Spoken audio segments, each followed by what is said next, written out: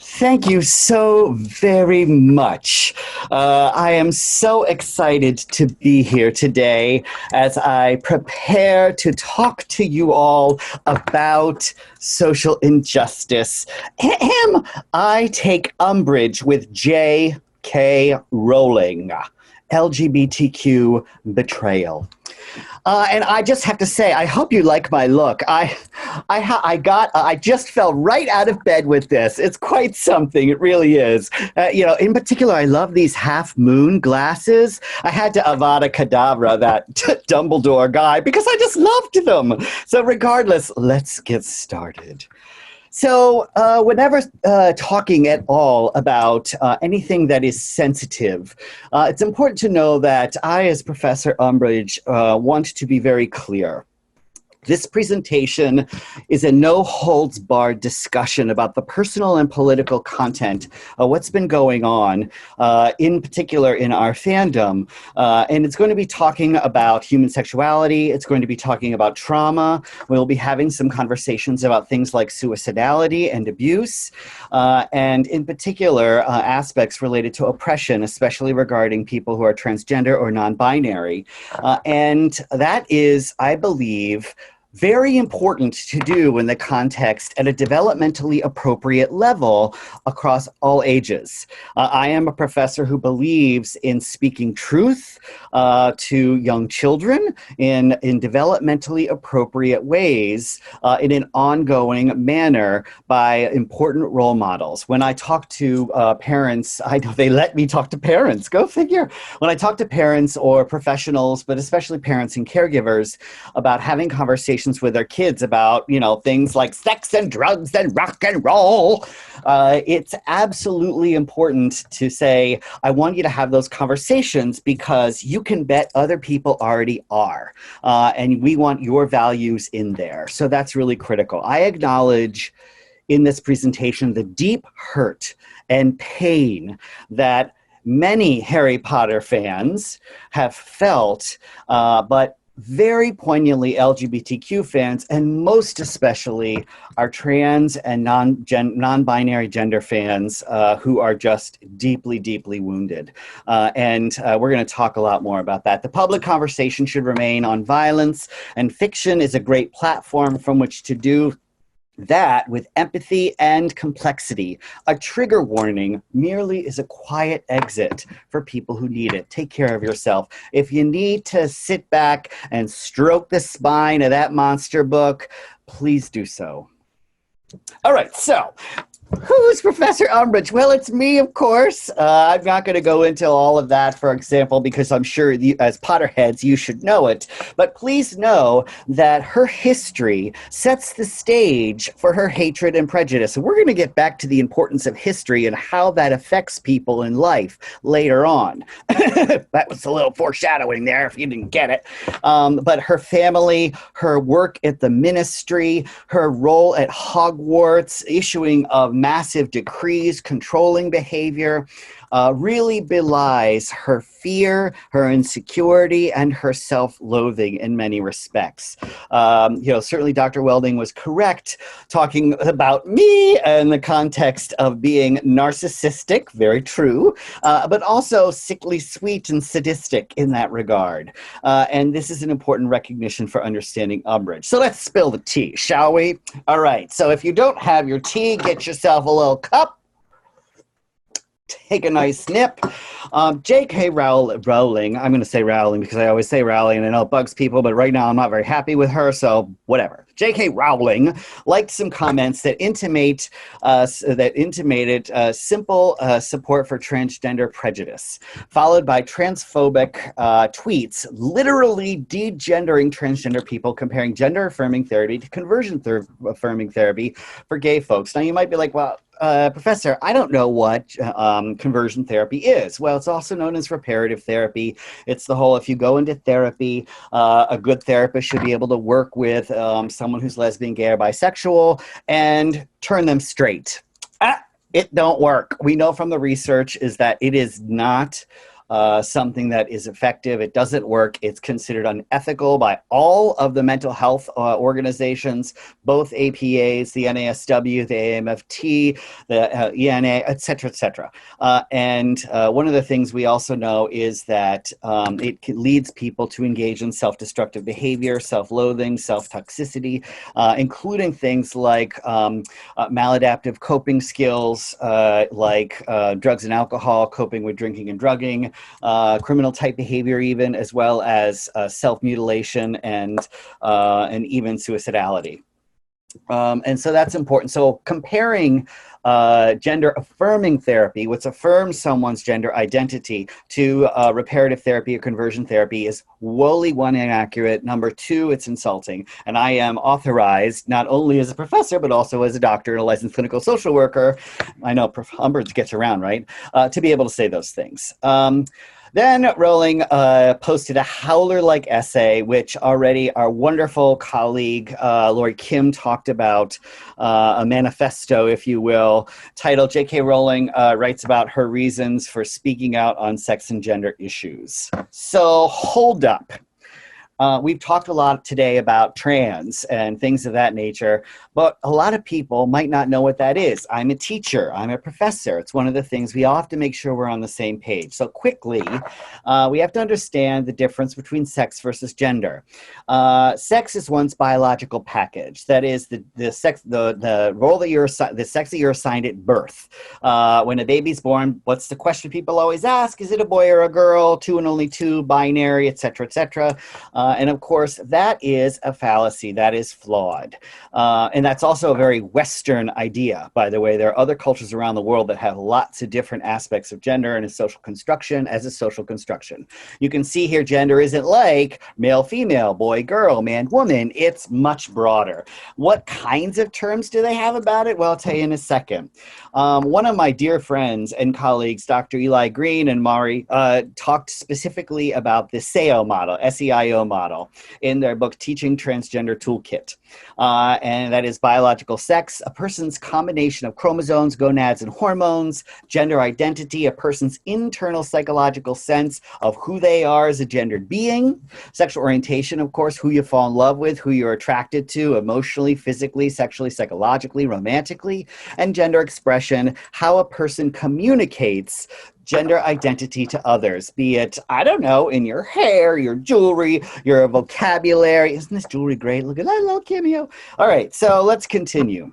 Some additional terminology, because language is important. It shapes, as the previous presenter in the Griffin Room just talked about, framing. Language is a framing mechanism, a la George Lakoff. Transgender is an adjective used to describe a person whose gender identity is incongruent with the biological sex they were assigned at birth. The most important sex organ you have in your body, and the one that determines gender identity, is between your ears, not between your legs. Between your ears, not between your legs. So that's an important distinction. Cisgender, which is a relatively newer term, is an adjective, of course, described as a person whose gender identity is congruent with the biological sex they were assigned at birth. And what are some of those phrases? Well, I love and go to the gender unicorn, which is a wonderful depiction of all of these concepts in an image. Some of my students are visual learners. Sometimes after I'm through with them in detention, they see bloody stars, but oh well. You know, the idea here is that gender identity in that lovely little rainbow is between your ears. It's who you are psychologically on the inside. Gender expression is how we behave. Again, the clothes we wear, how we want to express our gender. The sex we're assigned at birth is our gonads, our anatomy, our physiology, and then of course our hearts, physically and emotionally attracted to other people. So this particular, I know other folks out there might have heard of the gender-bred person. This particular one here, the gender unicorn, was created by and for trans people. So I'm just going to give that my endorsement. So Lots of different gender identities abound. Bigender, gender fluid, trigender, neutrois, agender, androgen, transgender, genderqueer, demigod, demigirl, etc., etc. There are so many out there. And so it's important, not to get caught up in the man-woman language. It's often very Western and binary in that respect. So that brings me to some really powerful and painful statistics. What we know is that lesbian, gay, and bisexual and trans youth are often very much victimized and attacked. There are lots and lots of people who say, oh, things are much better now. Things are so much better now. And it's one of the, now, I mean, we had President Obama, who was, LGBTQ friendly. We have National Coming Out Day, all those kinds of things. We have Ellen. No, it's not. Actually, it's worse. More than 50% of LGBT youth are verbally abused in high school. Over a quarter are threatened with violence. I know I was. Oh yeah, by the way, I'm gay. I know you're shocked. Clutch your pearls. More than 10% have been physically attacked. 30% fear physical abuse or verbal abuse. Over one third have made a suicide attempt, and almost half of males and a quarter of females have reported suicidal ideation, to thinking about suicide. That's pretty scary. 60% of LGBT youth reported feeling so sad or so hopeless, depression is real, folks, that often they stop doing the things that they used to really enjoy. And 40% seriously considered suicide and 30% tried. And that is a tragedy. Trans youth, I'm sad to say the statistics are even more grim. 96% verbally harassed, 83% physically harassed, 75% didn't feel safe and dropped out, 21% self-mutilated, that is, harmed themselves, cut themselves, because it's a lot easier to feel physical pain than emotional pain. And 71% were sexually assaulted, 46% engaged in sex work, and one of the things we know is that over a quarter of the youth that you see on the streets, homeless, are LGBTQ youth. That's a lot. And the number one reason for that is family rejection. Where LGBTQ youth have been thrown out of their homes, and indeed are seriously wounded. I was the program director for an inpatient dual diagnosis psychiatric facility for LGBTQ folks. Dual diagnosis is people who struggle with mental illness as well as substance abuse. And one of the things that is so challenging in that respect is that so many times it was their family members, their loved ones, who ended up harming them, physically assaulting them, verbally assaulting them, or even sexually assaulting them. I'll show you you're a woman. That kind of stuff, pretty horrific in that experience. So understandably, many, many youth end up on the street. And of course, what happens, the only asset they have left to them is their bodies. And as such, they engaged in sex work to survive. That's completely understandable. A lot of people like to pathologize that. And I'm telling you that it has to do with linked to systemic oppression, family rejection, and ability to survive. Those youth are strong, resilient young people having to face horrors they never should. And we're going to come back to that. 75%, of course, use drugs or alcohol, because who wouldn't?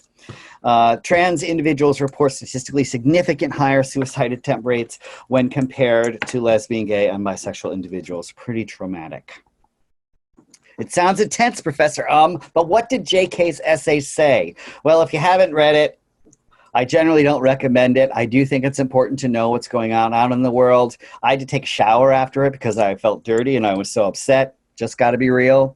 And Rowling's 5 concerns, her domestic violence charity, and that somehow the erosion of the legal definition is so well put by Lori Kim earlier at the conference today, somehow put young girls in danger because there would be non-girls or transgender women, which JK would not call them, in the same space, and that it somehow took away things like funding, it somehow took away things like safety for them. The effect of the trans right movements in that regard to safeguard children. She talked about it in the context of freedom of speech, of course. The danger of detransitioning of trans youth, that if trans youth when they were young began to transition, and that is taking hormones as well as having different forms of top or bottom surgery, and that would be considered as irreversible. Granted, what we know is that gender identity typically is known around ages 2 or 3, and so it's quite young. Generally, we don't ask someone who has a penis whether or not he's a boy. Then when a child with a penis says he's a boy, we don't blink. But if a child with a penis says she's a girl, we go, oh, you're too young to say those things. And so that's quite different. And of course, then her own history of domestic violence and trauma, which of course is terrible. And we respect people who try to engage in recovery and healing from domestic violence and trauma, absolutely. But what it does is it frames this experience as in what's called turf wars, transgender exclusionary radical feminists. She explains that her history of abuse is connected to her opinions on trans people and rights, as well as her perceptions of transgender activists. Who does that remind me of? Oh, yes, myself, Professor Dolores Umbridge, whose history taught her that other people were less than and how to hate. And then J.K. used her trauma history to explain her position on transgender people and her panic around same-sex spaces, and somehow we're putting young girls in jeopardy. That argument is often well used in many local, regional, and state legislators around bathroom bills to only let, to not allow people to use the bathrooms that are gender affirming. And tragically, what we know is that when JK began to come out with these kinds of things, when bathroom bills rolled into legislatures, it communicated really loudly to LGBTQ youth, especially transgender youth and non-binary youth, that they weren't okay. That they really weren't okay, and that they are actually toxic. And one of the things that was particularly horrible is that we saw suicide hotlines for transgender youth go through the roof nationally. And that is directly linked to these kinds of things.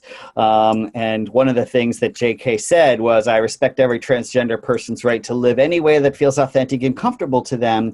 I march with you as if you were discriminated against on the basis of being trans. At the same time, my life has been shaped by being female. I do not believe it's hateful to say so. And then she went on to support this particular story of these particular pins that you see here. Trans ideology erases women. Lesbians don't have penises. Trans activism is misogyny. Female biology is not an identity, et cetera, et cetera. And that kind of mixed message doesn't fly. Shame, shame, shame. Shame, shame, shame. Rowling, the author of our beloved Harry Potter series, where we, the fandom, have relished in the wizarding world, the laughter and sensitive gentleness of Hagrid, the intellectual brilliance of Hermione, the courage of Harry, the camaraderie and stick-to-itiveness of Ron, the amazing aspects of the wizarding world that we knew. The author and creator of that has betrayed us. Betrayed us is the only word that I can come up with. And most poignantly, the LGBTQ fandom, as if drinking some polyjuice potion, rendering her unrecognizable to us. This betrayal took the form of a loathsome assault on transgender people cloaked in twisted feminism. It's a classic case of defense. From an American point of view, she has terrible timing. For those who attended the Harry Potter conference last year, I presented on pathological tribalism, which has only gotten worse in this election year in the United States, where people cannot see other people's points of views. And it has exacerbated that. It has granted tacit permission to hate. And that is one of the biggest challenges, is that she has a megaphone. with over 1 million followers on Twitter. She has a megaphone, and you can bet that hurts people. And what it does is it reinforces a judgmental orientation of us versus them in the experience of that notion of what it means to be uncritical towards one's own cultural practices, but overly critical towards others in their experience. She uses her history to justify bigotry. I've got trans friends. That is so dismissive of the trans experience in that experience, as if having trans friends somehow makes it okay for you to say transphobic things in that experience. The trans panic and the bathroom issues, the sex panic and innocent children. Again, we come back to framing here. The idea of how children are often seen in the context of being innocent and the risk of going outside of canon and crossing over fandom. Anybody here ever seen The Simpsons and that one gal who says, "Oh, won't someone please check the children? Think of them." All of that in that experience. Because what's the opposite of innocent children? Guilty adults in that experience. And what it does is it frames trans women as guilty. And they are viewed as a threat to cis women because trans women bodies have been associated with dangerous or predatory male sexuality and potential sexual predation.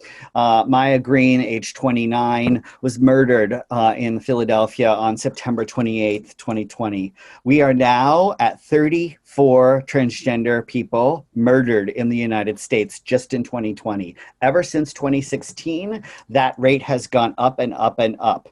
And again, I'm going to echo Lori Kim's wonderful talk in that regard, that she reflected the experiences of what is happening in the context of the current presidential administration and how that continues to reinforce hurting people who are different. We are responsible for our language. We are responsible for what we say, and it trickles down. When people fear what's different, that fear turns into violence, and violence turns into hate. Avada transphobia! Katie Anthony, a feminist werewolf bites back. One of my favorite bloggers. If you don't know her, check her out. Feminism is a radical notion that, well, it's only for adults, like 7th years, probably should check it out. But feminism is a radical notion that misogyny, deep and widespread hatred of and hostility towards women is toxic to all who experience it, both those who inflict it and those who try to survive it. Trans exclusionary feminism is, in fact, abuse of women by women, rooted in the deep pain that many women who've experienced at the hands of misogynistic men. That abuse is rooted in the fear that the small island of peace, feminism, is overtaken and misunderstood by people who've experienced part of their lives being perceived as men, benefiting from that perception and participating in patriarchy at the yummy end of the lollipop. But the yummy end of the patriarchy lollipop, there is none. It's all poison. Rolling's unabashed, self-righteous bigotry, particularly hateful because of her social platform, particularly her nearly unparalleled influence in the lives of kids. She touched millions of kids and then told so many millions of kids and grown-up kids that their identities are lies, mental illness, and threat to real women, and Umbridge knows lies. So why does it hurt so much? Turf, be gone! What is Harry Potter if not the story of an unwanted outcast who discovers his worth after finding a welcoming community? Many LGBTQ readers who grew up fantasizing about Hogwarts saw queer subtext nestled within Rowling's wizardry, and the author further validated perspectives by continually supporting gay causes. To see her impugn trans women doesn't compute with who once seemed like a fortress of solitude. And who better to take down and Babata Maxima, a fortress of solitude? Him. That would be me. My exploration into drag took shape with the him that the dark witch in pink uttered through a toad-like smile. And I've heard that ugly him so many times in my life in the kindly faces of well-intentioned folks. It's a curse of microaggressions. It's a curse of microaggressions. Microaggressions are basically teeny tiny little things, statements, comments, behaviors, things that happen on a daily basis that either erase, minimize, or invalidate the lived experience of someone from a diverse point of view. Think of it like tiny mosquito bites. And there's a great video, check it out, mosquito bites, microaggressions are mosquito bites, and that experience. And it's basically mosquito bites come and they bite you, one, like whatever. But let's say you're one of those folks who mosquitoes love, and they'll bite you all the time. If you get bit by a whole bunch of mosquitoes, you're going to go crazy and get angry. And then you lash out, and you're like, oh, stop it. And then you're seen as the angry black woman. Or the the woman who she was dressing kind of slutty, or I wish he wouldn't flaunt it. And that's where we get to him. It's the wonderful white wily way to try to erase being responsible for the hate-filled curses that fall out of your mouth. Him. I love you, but you're living in sin. Him. What was she wearing though? Him. Man up. In him, all lives matter. In him, stop flaunting it. In him, not all men. In him, did he listen to the cop? In him, there's one race, the human race. In him, come on, give us a smile. In him, I have trans friends. Not today, JK, not today. The fandom responded, and I'll tell you what, I seriously thought about putting down my wand after that. Excuse me, I'm getting a little teary. Because some of the people I love the most in my world have taught me so much, are my trans family. And as a queer person, I was personally really touched. And as a Harry Potter fan, I was really angry and really sad. And one of the things that we saw was how the fandom responded, which was magical. Nothing but magical. MuggleNet and Leaky Cauldron came out with this statement, condemning harmful and disproven beliefs about what it means to be a transgender person. They reaffirmed a stance that transgender women are women, transgender men are men. Non-binary people are non-binary, and intersex people exist and should not be forced to live in the binary. And we commit to doing better work in our community. And I'm sure you've seen this meme with yours truly representing, I don't know why, J.K. Rowling being a turf bigot, and poor Trelawney being wounded and crying as LGBT fan, and the rest of the fandom holding us, which I have actually felt. And what ended up happening is the fandom continued to create some amazing things, which I'll show you in just a second. Here's one, from the Magical Trans Alliance.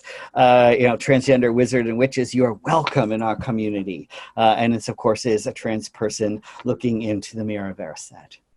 So to Daniel, doesn't it look cute there? Oh my goodness. Transgender women are women, and the statement to the contrary erases the dignity of transgender people.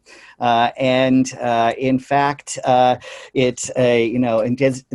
it goes against all advice given by professional healthcare associations who have far more expertise on the subject matter than either Joe or I. According to the Trevor Project, a leading organization, as you can see from below, that works to prevent LGBTQ youth suicide, 78% of trans and non-binary youth reported being the subject of discrimination due to their gender identity. It's clear we need to do more to support transgender and non-binary people, not invalidate them, their identities, and not cause further harm. Go, Daniel.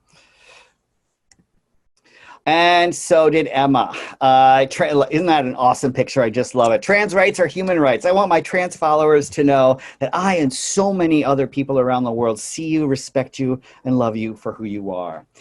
We already talked a little bit in today's, if you've been in the Griffin room, about the concept of the death of the author. And I, not to beat it to death, but I'm going to say that this school of thought developed by Roland Barthes frames the text that is not owned by the author, but by the reader. Roland said the birth of the reader must be at the cost of the death of the author. And of course, it's the language which speaks, not the author. Works of fiction are devoid from any single theological meaning, that is, the author is God, and the key to the text is not to be found in the origin, but in its destination. I like this but it didn't change it for me. Like, I look at Harry Potter differently. Lori Kim was right. I read it differently. I've changed. I look at my stuff differently. I teach a Harry Potter course. I've questioned whether or not I should teach it again, whether or not I can look all of my trans and non-binary people in the eye and say, mischief managed, without causing them pain. And I don't have an answer to that yet. And I am continually doing that personal work in my professional and personal experience. And that leads us to, Professor, what can we do? Well, as I've talked about, be authentic. The closet is a lonely place, my friends. Believe me, I spent 20 years in it. Would you believe people actually thought I was straight? I don't know, whatever. But you know, the idea of what it means to come out and be authentic and feel those feelings, the pain, the anger, the betrayal, or the sense of, I didn't really like the surprise. I didn't know this was going on, which some people don't. Acknowledge and validate hurt that exists. Hold our trans and non-binary gender folks closely. Honor them, you know, care for them. Recognize that some folks will have to leave the Harry Potter fandom or just go on holiday from it for their own self-care. Some scars take longer to heal. The other piece that I really encourage you to do is listen. If there's a wonderful organization in the UK called Mermaids, and if you haven't, they have a lovely video which I can't show here, of course, for time. But if you haven't listened to trans kids, don't talk about them, right? Go figure. Listen to what they have to say. They're experts on their own lives. What a concept. We witnessed trans people, this is an open letter to JK, we witnessed trans young people expressing shock and dismay on finding themselves at odds with the author of our beloved Harry Potter series. Many of these kids and teens grew up feeling trapped and afraid in their daily lives, and found in your stories a promise that the fearsome of foes, the most fearsome of foes, might be overcome with the understanding and kindness of close friends and benevolent adults. And that brings us to our fandom. You do you. You do you. Create, write, draw, paint, act, LARP, sing, compose, debate, design, game, sew, do it all. You do you, boo. And this is a great example of fandom, birthing and going to the hospital wing and getting a wonderful, if you will, Skele-Gro dose that kind of can be painful, but you can grow into new ways of being within the fandom. Trans-affirming magical care, a Harry Potter fanzine. The resources are right there below. And here are some examples. You know, of course, this is Tonks. Most people think the best part of my gift is being able to change my hair every day. They're wrong. The best part is being able to match on the outside, by Alex Combs.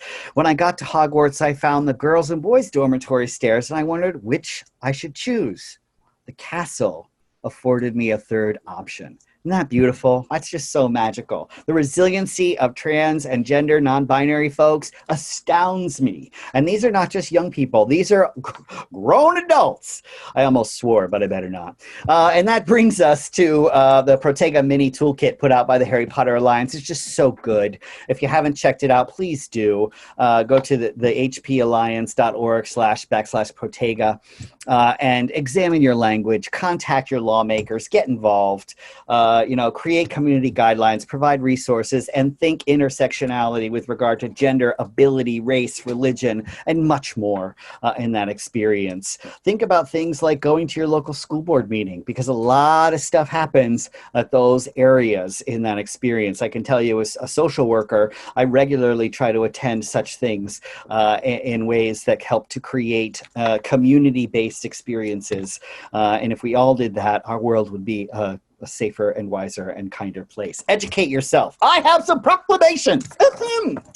Educational decree, being a trans ally, put out here by my friend and colleague, Dr. Eli Green. Be kind and friendly. Use affirming names and pronouns. Just a note, don't say the word preferred pronouns. You don't prefer a pronoun. right? You have a pronoun, right? Preference is like, do you like vanilla, chocolate, or strawberry ice cream? This is an affirming pronoun. You want to interrupt prejudice when you see it, hear it, and you want to observe and advocate, and you want to educate others. All of that is particularly important. That is put out by Dr. Eli Green. He has a TED Talk. I highly recommend checking it out. Recognizing their humanity. Dignity and worth of the person is one of the basic values of social work as a profession, and I think it's really critical to be able to apply that. This is also put out by the ACLU. Don't ask about their bodies. It's not your business. It's not your business. Mind your own business. That is inappropriate. You wouldn't, even if you're a medical professional and that patient, that trans patient isn't there to talk about transition or their bodies, specifically their genitalia, don't ask about it. That's voyeuristic. Don't out people about being trans or non-binary. It's not your place. It's their closet. They get to open the doors and reflect their own language back to them. Know the terminology. Do your homework. Understand the difference between gender identity, transgender, cisgender, non-binary, intersex. And finally, know the issues. Educate yourself. In this time, in this election year in particular, but every year hereafter, they face discrimination, they're refused medical care, they're assaulted, they're being victimized, they're being murdered. 78% face harassment in school, 31 states lack legal protections in that experience. And I want to give a great shout out to Fox Estacado Arts and our own Lori Kim for helping me create this amazing, amazing graphic for public consumption. There's so much more we could say, and I just want to say a special thanks to Chestnut Hill College, Drs. Karen Windling and Patrick McCauley, Lori Kim, Emily Strand, Melissa Aaron, Katie McDaniel, Molly Schumann, and the Harry Potter fandom, and with a special shout out to all the magical queers out there among us. I see you, I hear you, I honor you. You call me, I'll be there. Thank you very much. Mischief managed.